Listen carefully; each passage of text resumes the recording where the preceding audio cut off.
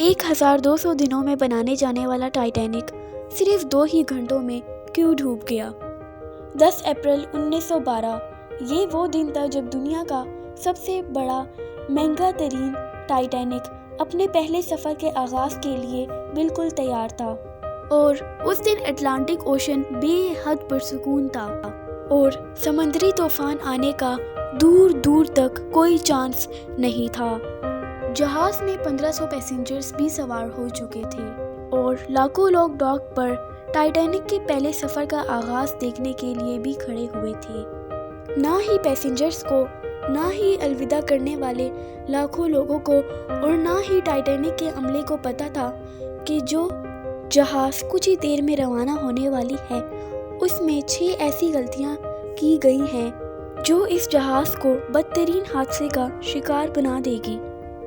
ناظرین، آج آپ جانیں گے اپنے دور کے سب سے مہنگے، سب سے لگژری اور سب سے طاقتور جہاز کی 6 ایسی غلطیاں جو نہ ہوتی تو ٹائٹینک آج کریش ہونے کی وجہ سے نہیں بلکہ اپنی کامیابی کی وجہ سے بہت فیمس ہوتا۔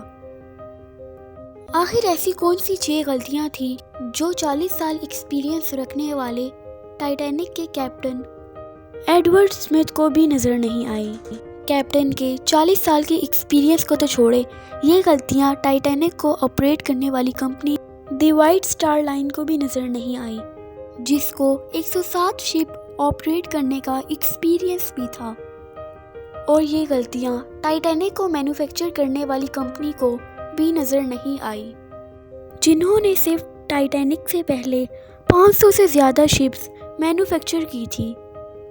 ٹائٹینک کی کنسٹرکشن 1907 میں شروع ہوئی تھی اور 3 سال کا وقت اور 2000 ورکرز کی محنت کے بعد یہ جہاز بن کر تیار ہو گیا تھا، لیکن اس کو ٹیسٹ کرنے کا فیز ابھی باقی تھا۔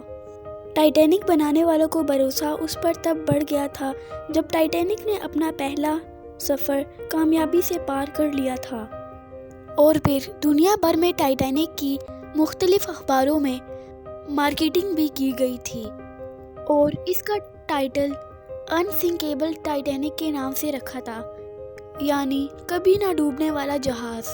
اور جہاز کا سفر انگلینڈ کے شہر ساؤتھ ہیمپٹن میں 10 اپریل 1912 کو مقرر کیا گیا تھا، اور جس کی منزل امریکہ کا شہر نیو یارک تھی۔ ٹائٹینک کے اکنامی پورشن میں سفر کرنے کی قیمت $30 تھی، جبکہ فرسٹ کلاس میں سفر کرنے کی قیمت $150 تھی، یعنی 3,40,000۔ اس کے نتیجے میں یکایک ساری ٹکٹس بک کر لی گئی، اور آخر وہ دن آ ہی گیا جب ٹائٹینک اپنا پہلا سفر کا آغاز کرنے والی تھی۔ مسٹیک نمبر 1، دوپہر کے ٹھیک 12 بجے ٹائٹینک نے اپنے پہلے سفر کا آغاز کر دیا، اور ساتھ ہی ٹائٹینک کی غلطیاں سامنے آنا شروع ہو گئیں۔ کیپٹن اسمتھ کو مالکان کی طرف سے ڈیڈ لائن مل چکی تھی کہ کسی بھی صورت میں 7 دن میں نیو یارک پہنچنا ہے۔ اسی وجہ سے کیپٹن نے جہاز کی رفتار شروع سے ہی بہت تیز رکھی تھی، اور یہی تھی ٹائٹینک کی سب سے پہلی غلطی۔ کیپٹن اسمتھ کو مالکان کی دی ہوئی انسٹرکشن اور پریشر کی وجہ سے جلد سے جلد نیو یارک پہنچنا تھا، کیونکہ یہ ٹائٹینک کا پہلا سفر تھا۔ اگر وہ نیو یارک ٹائم سے نہ پہنچتے تو ٹائٹینک کی ریپوٹیشن کو بہت زیادہ نقصان ہوتا۔ تھوڑی ہی دیر تک ٹائٹینک ساؤتھ ہیمپٹن کے بورڈ کو اتنا پیچھے چھوڑ گیا کہ دور دور تک نیلے سمندر کے علاوہ کچھ دکھائی نہیں دے رہا تھا۔ مسٹیک نمبر 2، اب ٹائٹینک کو چلتے ہوئے 3 دن گزر چکے تھے۔ فرانس اور آئرلینڈ میں تھوڑی دیر کے اسٹاپ کے علاوہ ٹائٹینک پچھلے 72 گھنٹے سے نیو یارک کی طرف بڑھتا جا رہا تھا۔ یہ 14 اپریل 1912 کی شام تھی۔ سمندر پر ہر طرف خاموشی اور دھند چھائی ہوئی تھی، جس کی وجہ سے ویزیبلٹی بھی کافی کم ہو چکی تھی۔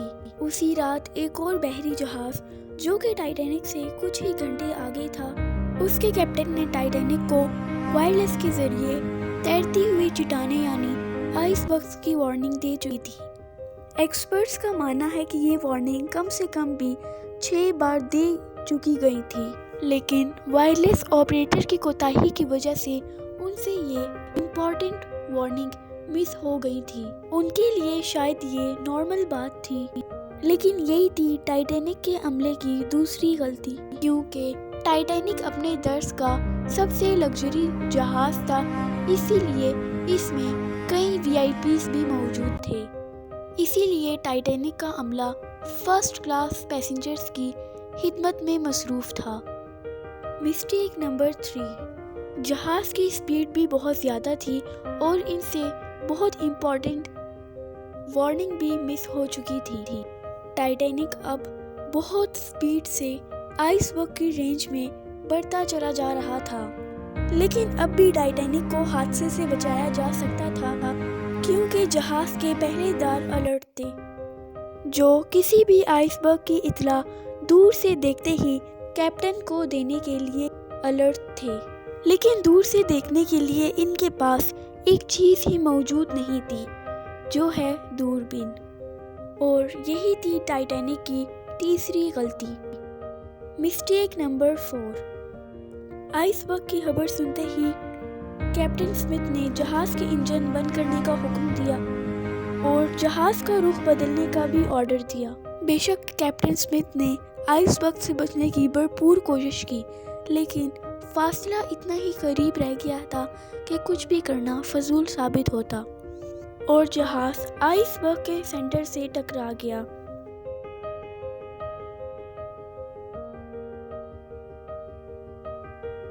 मिस्टेक नंबर 5, टाइटैनिक की टक्कर एक बड़े आइसबर्ग से हो चुकी थी, इसीलिए उसके पिछले हिस्से में पानी भरना शुरू हो गया। इस तसादुम ने पूरे अमले और पैसेंजर्स को अलर्ट कर दिया था और साथ में जहाज़ के मालिक जोसेफ ब्रूस और कैप्टन स्मिथ को अलर्ट कर दिया था। लेकिन टाइटैनिक को ऐसे डिज़ाइन किया गया था कि अभी भी उसके बचने की उम्मीद बाकी थी, लेकिन बदकिस्मती थी इस जहाज़ की कि तीसरे फ्लोर से चौथे फ्लोर तक भी पानी आ गया। अब मामला हाथ से निकल गया था। टाइटैनिक आहिस्ता आहिस्ता ओशन में डूबता जा रहा था। अब जहाज़ की फिक्र किए बगैर इसमें मौजूद पैसेंजर्स की जान बचाने का वक्त आ गया था। कैप्टन स्मिथ ने रेडियो पर इमरजेंसी अलर्ट जारी कर दिया। जब तक कोई मदद के लिए आता, तब तक पैसेंजर्स को लाइव शिप में शिफ्ट करने का प्लान बनाया। पहली इमरजेंसी बोट 12:45 पर निकाली गई। मिस्टेक नंबर 6, बोट्स थी 20 और पैसेंजर्स थे 1500। हर शख्स उन गिनी चुनी बोट्स पर सवार होना चाहता था। अब जहाज़ तेज़ी से समंदर में डूबता जा रहा था और शॉर्ट सर्किट की वजह से 2:18 पर टाइटैनिक की सारी लाइटें भी बुझ गईं और टाइटैनिक 2 हिस्सों में तकसीम होकर डूब गया। टोटल टाइटैनिक को डूबने में 2 घंटा 40 मिनट लगे थे और इस तरह 1500 पैसेंजर्स अटलांटिक ओशन के ठंडे पानी में डूबकर मर गए।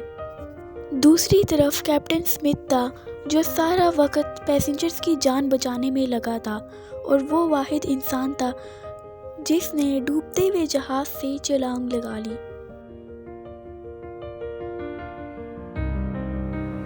हमारे चैनल को सब्सक्राइब करें और वीडियो को लाइक करें। मिलते हैं अगली वीडियो में। अल्लाह हाफिज़।